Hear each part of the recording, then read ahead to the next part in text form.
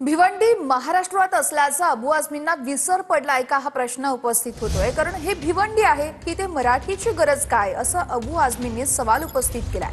आझमींच्या भूमिकेमुळे भिवंडीमध्ये मराठी हिंदी वाद पुन्हा पेटलाय। भिवंडीत मराठीत प्रतिक्रिया देण्यास अबू आझमींनी नकार दिलेला आहे।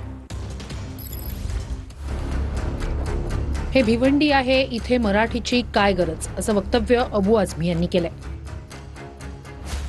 तर भिवंडी काय अबू आझमींच्या बापाची आहे का असा संतापजनक सवाल उपस्थित करत मंत्री प्रताप सरनाईक यांनी टीका केली। तर अबू आझमींना मराठीची लाज वाटत असेल तर मनसे स्टाईलनं उत्तर देणार असं म्हणत मनसे आक्रमक झाली। मराठी हिंदी में फर्क क्या है?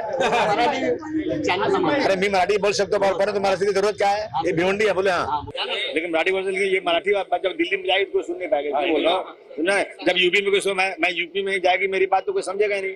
ऐसा है भिवंडी काय अबू आझमीचे काय बापाची आहे का? तो प्रत्येक वेळेस काही ना काही जातीय समीकरण कुठेतरी जाऊन करत असतो। कधी मुंबऱ्याला जाऊन काहीतरी बरवडतो, तिकडे भिवंडीला जाऊन काहीतरी बरवडतो।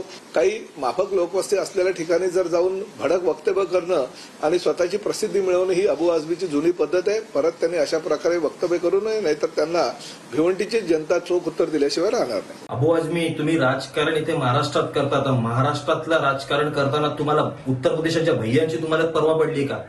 ही भिवंडी महाराष्ट्रात आणि इथे मराठीच चालणार। आणि जर तुम्ही मराठी इथं बोलायला जर तुम्हाला लाज वाटत असेल ना, तर लक्षात घ्या मनसे स्टाईल तुम्हाला उत्तर देण्यात येईल।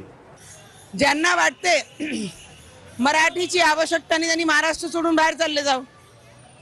आज मराठी महाराष्ट्रामध्ये राहतोय आम्ही आणि आम्हाला प्रत्येक मराठी भाषेचा आणि ज्या ज्या राज्यामध्ये जे जे लोक राहतात त्या गोष्टीचा गर्व आहे।